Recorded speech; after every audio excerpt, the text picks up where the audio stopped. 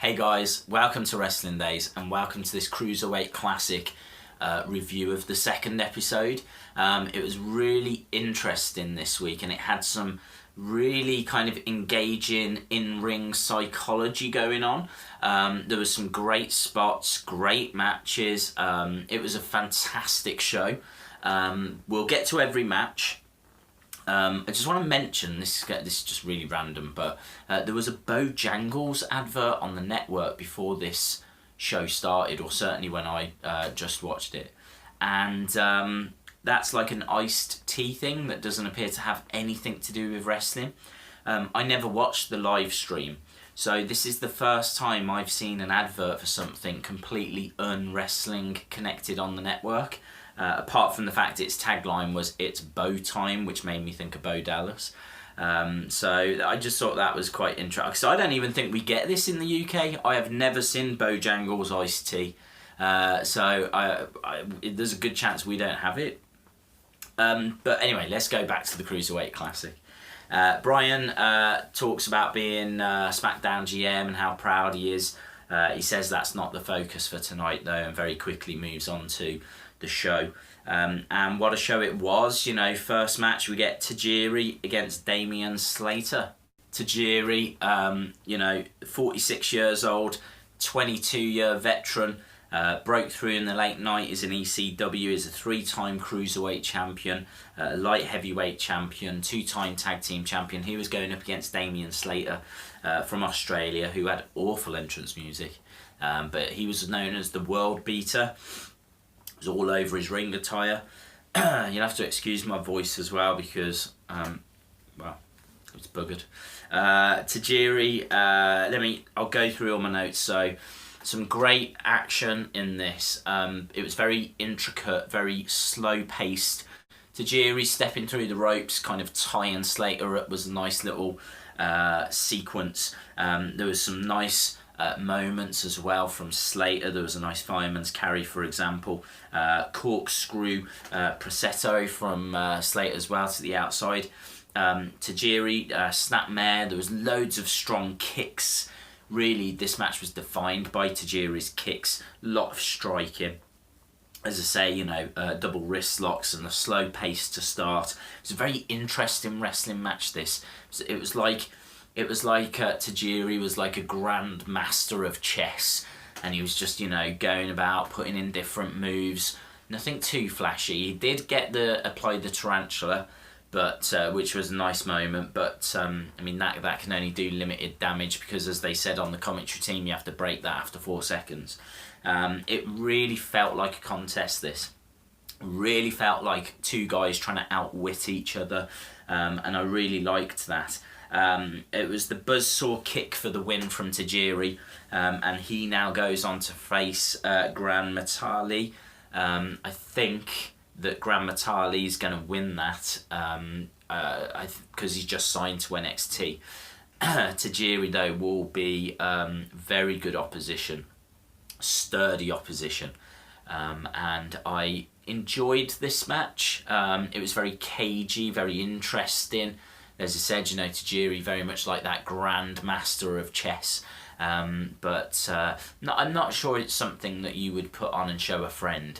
But it's just, it was a different flavour, if you will, from what was the rest of the show.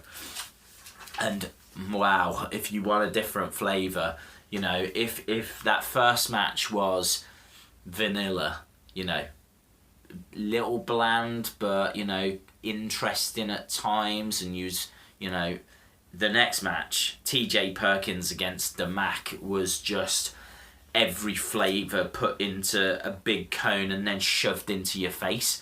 It was put here, action, action, action. TJ Perkins from the Philippines going up against Mack from Germany, the urban German who likened himself to a wrestling Michael Jackson.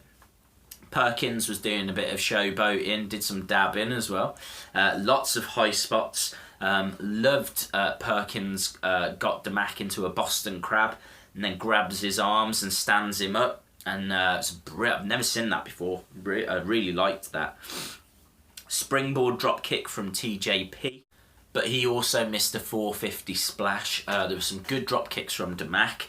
There was and the end sequence was a face buster into body scissors into a knee bar for the win for Perkins. The bit that I didn't like about this that I just want to mention as well was Mack was doing this bit where he was kicking the back of Perkins and then kind of stepping back and clapping and then going kicking and stepping back and clapping, and I just wasn't into it, because the problem with this match, right, had some fantastic high spots. Perkins looks like $1 million in this as well, he really does, but this was the problem. It was a showcase. Perkins was putting on moves, holding them for a few seconds, letting them go. Not that Mack was forcing his way out of them. Perkins was letting them go, and then he was applying other holds, another few seconds, letting it go. This didn't feel like a contest. This just felt like Perkins showing you 50 moves that he could do. Mack did well to hang with Perkins, but I think was out, wasn't at his level. I thought Mack still did well, but as I said, that kind of showboating from Mack where he's kicking in and clapping and trying to have fun. Perkins wasn't in there trying to have fun. Perkins was in there trying to put on a strong technical match, and Mack was in there trying to have... Mack would have could be a great tag team partner of No Way Jose. But was out of his depth with Perkins. Perkins just used it to showcase, and the match suffered as a result. Which brings me on to probably my favourite match of the show, and that was Lince Dorado against Mustafa Ali. And I must just give a shout out to Evelyn, who I know is a big fan of the Cruiserweight Classic and is quite active over on the Wrestling Days Twitter account. She was, I know, saying about Dorado, saying what a fantastic luchador he was and how much she'd enjoyed this week. And I've got to admit that I completely agree. I think Evelyn was absolutely right. Dorado stole the show for me. Mustafa Ali more than held his own. I think these two put on a great contest, a great match. For me, this took elements of the first kind of chess back and forth match that Tajiri had, took elements of the Perkins and Mack match and just made a fantastic match out of it. So Lince Dorado from Puerto Rico is a luchador, is 5'7", 168 pounds, known as the Golden Lince, was up against Mustafa Ali from Pakistan, a 13-year veteran. Came across as arrogant. He was 5'10", 182 pounds. Ali attacked early, but Dorado hit a lovely head scissors, missed springboard, but Ali hit the flying knee, and there was a missed moonsault from Ali then. Ali hit this fantastic, I've put wonderful here, but I'll go with fantastic, net breaker. Ali actually, he's on the outside, he kind of comes through the ropes and then jumps up and hits this thing. It's like watching a snake. It's like watching Orton in his prime just hit this net breaker. It was wonderful. Absolutely wonderful. There was springboard hurricanrana, followed by a head scissors off the apron, which prompted holy shit chants from the crowd. All of that from Lince Dorado. Springboard moonsault by Dorado as well, followed by a crossbody, which only got a 2 count. There was a springboard reverse hurricanrana, right? Now, that was incredible, and Daniel Bryan says or reckons he's never seen it before. I think I've seen it before. In fact, I've definitely seen it before. And this felt a little messy, actually, but still wonderful to watch.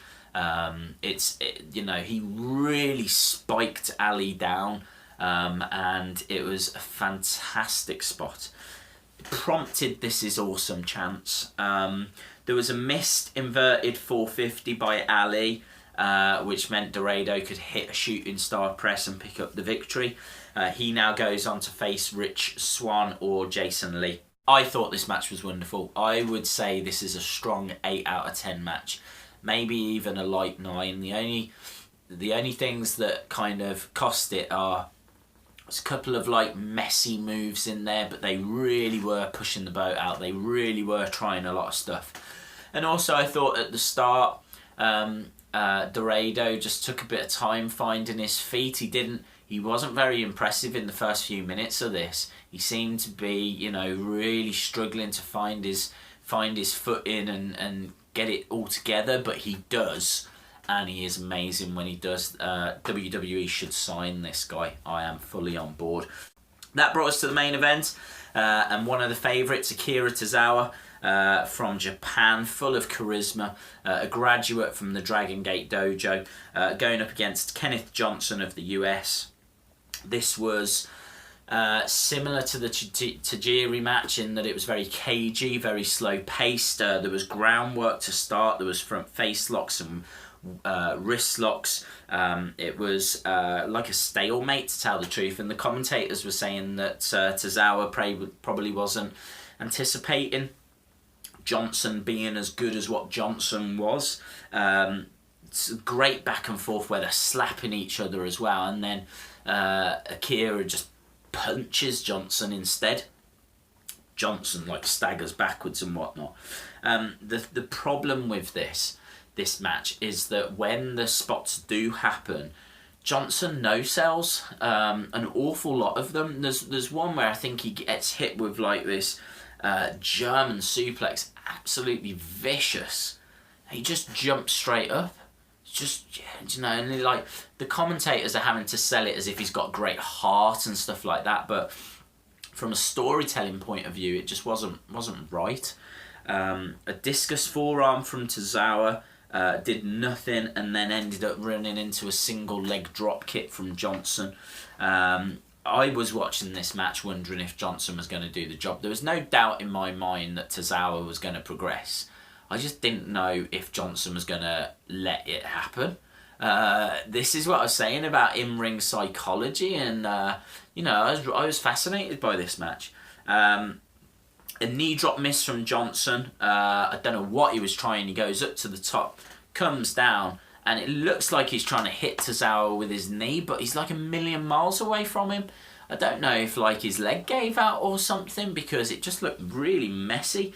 German suplex from Tozawa, who then deadlifts up Johnson, who's a really big guy, and delivers another German. 1, 2, 3. Tozawa wins. It wasn't the main event that we wanted. It couldn't follow the third match. It couldn't follow Lince Dorado. I think there's more to come from Tozawa. He's very charismatic, very charismatic. I just think that Johnson was trying to use this to showcase what he could do, and I think he kind of stole a bit of the spotlight, and not in a great way. Fair play to him. Yeah, he's got an opportunity and he's taken it. Tozawa moves on. Johnson's had a chance to show he can take some punishment, and I wish nothing but the best for Johnson, because he looked good in the ring, but this didn't make for a great match. So I'd say a disappointing main event. Akira Tozawa now goes on to face Fabian Richter or Jack Gallagher, and then finally it was announced the matches for next week. We get Raul Mendoza against the Brian Kendrick, which should be great. Anthony Bennett against Tony Nese. Watch that match. I am really into both of these guys. I think that's got great potential. Anthony Bennett against Tony Nese. Drew Gulak against Herb Sierra. I'm not sure about this because Herb's actually one part of the Bollywood Boys. I don't think he's going to be able to hang with Drew. I think Drew is going to go through, and I don't think it'll be a great match. But the one for me, Tyson Dux against my guy, the guy that I'm picking to win this, the guy that I am supporting, rooting for, flying the flag for, I will be cheering for, I will be singing the national anthem for, Zack Sabre Jr. next week on the Cruiserweight Classic. This guy has got it all. Recently just had a fantastic match against Kurt Angle over here in the UK. Angle picked up the victory, but from the highlights I saw, it looked like a stunning contest between two of the greats. So excited to see Zack Sabre on that WWE stage. Do not miss next week. Really, really great show. Right, that's it from me. Apologies, my voice is... I've got a cold, and like every male in the world, I don't deal with it very well. So I'm suffering a little at the moment, so we're going to leave it at that. I hope you enjoyed it. I'd love to know if you did and what your thoughts were on it. Don't forget, you can follow me on Twitter and Facebook at Wrestling Days UK. If you haven't subscribed to this channel, it'd be brilliant if you did. I really would appreciate it. And I'm off to go and lie down. So thanks a lot for watching, and I'll see you again next time. Bye for now.